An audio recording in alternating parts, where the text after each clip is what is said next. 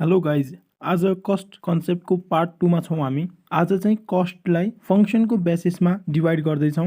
Suppose कुनै एउटा manufacturing entity छ। म्यानुफ्याक्चरिङ इन्टिटीमा फ्याक्ट्री मात्रै हुन्छ भन्ने हुँदैन, त्यहाँ एडमिनिस्ट्रेटिभ कामहरू पनि गर्नुपर्ने हुन्छ, भनेको अफिसहरू पनि त हुन्छ नि। त्यस्तै त्यहाँ सेलिङ एन्ड डिस्ट्रिब्युसन डिपार्टमेन्टहरू पनि हुन्छ। फ्याक्ट्री डिपार्टमेन्ट त भइ नै हाल्यो।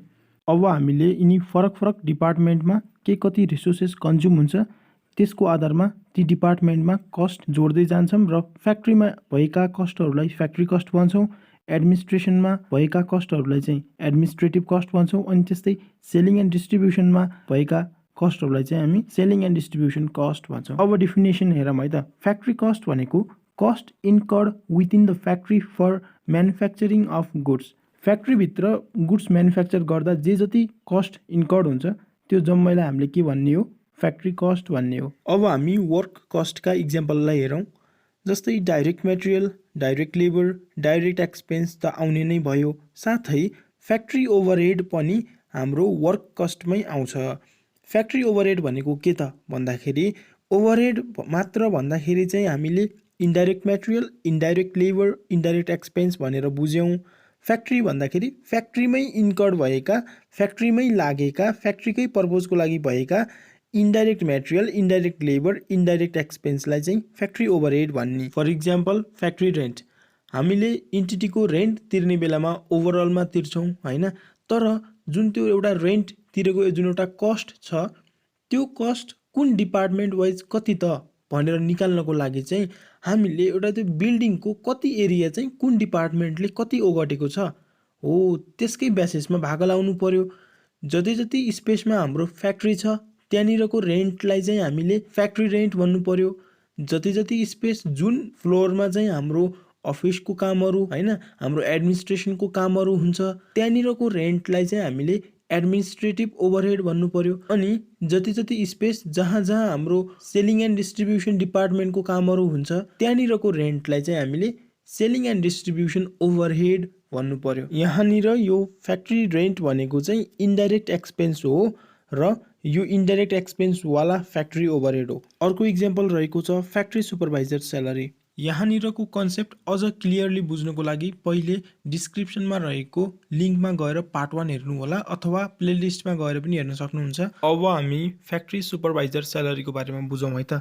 कुनै पनि इन्टिटीले धेरै वर्कर इम्प्लोइ होइन, धेरै सुपरभाइजरहरूलाई स्यालेरी दिन्छ है। जम्मै तिनीहरूलाई दिएको स्यालेरी डाइरेक्ट लेबर नै हुनसक्छ भन्न मिल्दैन, इन्डाइरेक्ट पनि हुनसक्छ।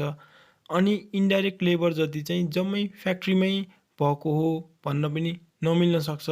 कतिपय कुराहरू हाम्रो एडमिनिस्ट्रेसनको लागि हुनसक्छ, कतिपय चाहिँ सेलिङ एन्ड डिस्ट्रिब्युसनको लागि हुनसक्छ है। तपाईँले पार्ट 1 हेर्नुभयो भने अझ मजाले बुझ्नुहुन्छ यहाँनिर है। अब फ्याक्ट्री सुपरभाइजर स्यालेरी भनेको कस्तो त भन्दाखेरि यो इन्डाइरेक्ट लेबर त हो है। किन इन्डाइरेक्ट लेबर भन्दाखेरि सुपरभाइजरको जुन स्यालेरी हुन्छ त्यो कस्ट के को लागि भयो त? के त्यो 1 युनिट अफ फिनिस प्रोडक्टमा आइडेन्टिफाई गर्न सकिन्छ? के त्यो प्राइमेरी पर्पज अफ अर्गनाइजेसनकै लागि इन्कर्ड भएको हो? प्राइमेरी पर्पज भनेको गुड्स प्रोडक्सन गर्ने। यो दुइटै कन्डिसन भ्यालिड भए मात्र हाम्रो डाइरेक्ट लेबरमा पर्थ्यो। तर सुपरभाइजर स्यालेरीले चाहिँ दुइटै पोइन्टलाई मिट गर्दैन। कुनै एउटा पोइन्ट मिट गरे पनि अर्को पोइन्टलाई चाहिँ मिट गर्दैन। त्यही भएर सुपरभाइजर स्यालेरी भनेको चाहिँ इन्डाइरेक्ट लेबर भयो। अब फ्याक्ट्री ओभरहेडमा पर्नको लागि चाहिँ इन्डाइरेक्ट लेबर मात्र भएर त भएन, फ्याक्ट्रीमै इन्कर्ड भएको इन्डाइरेक्ट लेबर हुनु पर्यो। यसको मतलब त्यो सुपरभाइजरले चाहिँ आफ्नो जुन सुपरभिजनको काम छ त्यो फ्याक्ट्रीकै वर्करहरूको लागि गरेको हुनु पर्यो, फ्याक्ट्रीकै वर्करहरूलाई सुपरभाइज गर्ने काम गर्नु पर्यो। त्यति बेला सुपरभाइजरलाई दिएको स्यालेरी हाम्रो फ्याक्ट्री ओभरहेडमा आउँछ इन्डाइरेक्ट लेबरको अन्तर्गत, र यो फ्याक्ट्री ओभरहेड हाम्रो अभियसली फ्याक्ट्री कस्टमा जोडिएर आएको हुन्छ। यसरी नै अर्को इक्जाम्पल रहेको छ depreciation of machine of factory. फ्याक्ट्रीमा धेरै मेसिनहरू, धेरै एसेट्सहरू हुन सक्छन्। ती एसेट्सहरू, ती मेसिनहरू जुन चाहिँ फ्याक्ट्रीको पर्पजको लागि युज भएका हुन्छन्, ती एसेट्सहरू, ती मेसिनहरू जुन फ्याक्ट्रीमा युज भएका हुन्छन् तिनीहरूको डिप्रिसिएसनलाई हामीले फ्याक्ट्री कस्टमा राख्नुपर्छ अन्डर द हेडिङ अफ के त भन्दा इन्डाइरेक्ट एक्सपेन्स है। अब फेरि इन्डाइरेक्ट एक्सपेन्स कस्तोलाई भन्ने, डाइरेक्ट कस्तोलाई भन्ने, त्यो पनि पार्ट 1 मै भनेको छु। सिम्पली इन्डाइरेक्ट एक्सपेन्स भन्नाले चाहिँ 1 युनिट अफ फिनिश प्रोडक्टमा डाइरेक्टली आइडेन्टिफाई गर्न नसकिने अथवा प्राइमेरी पर्पोज अफ द अर्गनाइजेसनको लागि चाहिँ नभएर सेकेन्डरी पर्पोज अफ द अर्गनाइजेसनको लागि इन्कर्ड भएको, यिनीहरू दुईटा मध्ये कुनै एउटा कन्डिसन भ्यालिड भएमा त्यो इन्डाइरेक्ट एक्सपेन्समा पर्छ है। त्यसैले depreciation of machine of factory पनि इन्डाइरेक्ट एक्सपेन्स हो, यो फ्याक्ट्री ओभरहेडमा आउँछ है। अनि यो अभियसली अब फ्याक्ट्री कस्टमा आउने भइहाल्यो। अब जाउँ हामी एडमिनिस्ट्रेटिभ कस्टमा। एडमिनिस्ट्रेटिभ कस्ट भनेको cost associated with direction, planning, control, operation, strategy development of the organisation.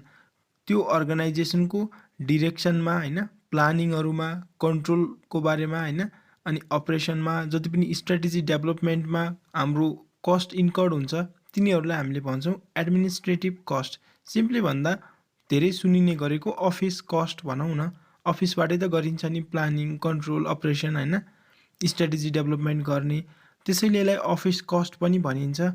अब तपाईले अघि फ्याक्ट्री कस्ट बुझ्नु भएको भए यतातिर यहाँनिर एडमिनिस्ट्रेटिभ ओभरहेडमा पनि धेरै नै इजी पर्छ है। अब इक्जाम्पल हेरौँ है त एडमिनिस्ट्रेटिभ ओभरहेडको। इक्जाम्पलमा अफिस रेन्ट, यो इन्डाइरेक्ट एक्सपेन्स अन्तर्गतको हो है त। अनि यो पनि के हुने भयो त भन्दा हाम्रो एडमिनिस्ट्रेटिभ ओभरहेडमै आउने हो है त। त्यस्तै अर्को office staff salary indirect labour अन्तर्गतकै भयो। अनि depreciation of office equipment indirect expense. तपाईले एउटा के कुरा एनालाइज गर्न सक्नुहुन्छ भन्दाखेरि ध्यान दिनुभयो तपाईले, अब फ्याक्ट्री कस्ट बाहेक बाँकी जुन एडमिनिस्ट्रेटिभ सेलिङ एन्ड डिस्ट्रिब्युसनमा छ यहाँ कहीँ पनि डाइरेक्टवाला कस्ट त आउँदै आउँदैन, कहिले पनि आउँदैन डाइरेक्टवाला कस्ट। डाइरेक्ट कस्ट जाने भनेको त जहिले पनि फ्याक्ट्री कस्टमै हो। त्यसैले यहाँनिर एडमिनिस्ट्रेटिभ कस्टमा देखिराख्नुभएका यी इक्जाम्पलहरू जम्मै एडमिनिस्ट्रेटिभ ओभरहेड मात्र हुन्। यहाँनिर कुनै पनि direct material, direct labour, direct expense छैनन्। अब यो बुझिसक्नु भएको छ भने त सेलिङ एन्ड डिस्ट्रिब्युसन धेरै नै सजिलो पर्छ। सेलिङ एन्ड डिस्ट्रिब्युसन कस्ट भनेको cost associated with creation and stimulation of demand and distribution of goods. यानि कि हामीले म्यानुफ्याक्चर गरेको गुड्स बेच्नको लागि पहिले त बजारमा डिमान्ड क्रिएट गर्नु पर्यो, त्यसको लागि स्टिमुलेट गर्नु पर्यो कन्ज्युमरहरूलाई हैन। यो प्रक्रियामा जे जति कस्टहरू इन्कर्ड हुन्छन् यिनीहरूलाई हामीले सेलिङ एन्ड डिस्ट्रिब्युसन कस्ट भन्छौँ। र यहाँ पनि कुनै पनि डाइरेक्ट कस्टहरू आउँदैन, यहाँ पनि आउने इन्डाइरेक्ट कस्ट नै हुन्। अब इन्डाइरेक्ट कस्टलाई हामीले एग्रिगेटमा ओभरहेड भन्छौँ, सेलिङ एन्ड डिस्ट्रिब्युसनमा लागेका इन्डाइरेक्ट कस्टहरूलाई सेलिङ एन्ड डिस्ट्रिब्युसन ओभरहेड भन्छौँ। अब यसको इक्जाम्पलहरू तपाईहरू आफैले जेनेरेट गर्न सक्ने लेभलमा पुग्नु भएको छ, आफैले जेनेरेट गर्नु होला। It's your task now. Okay guys, thank you for watching the video complete. Hope for your support and feedback.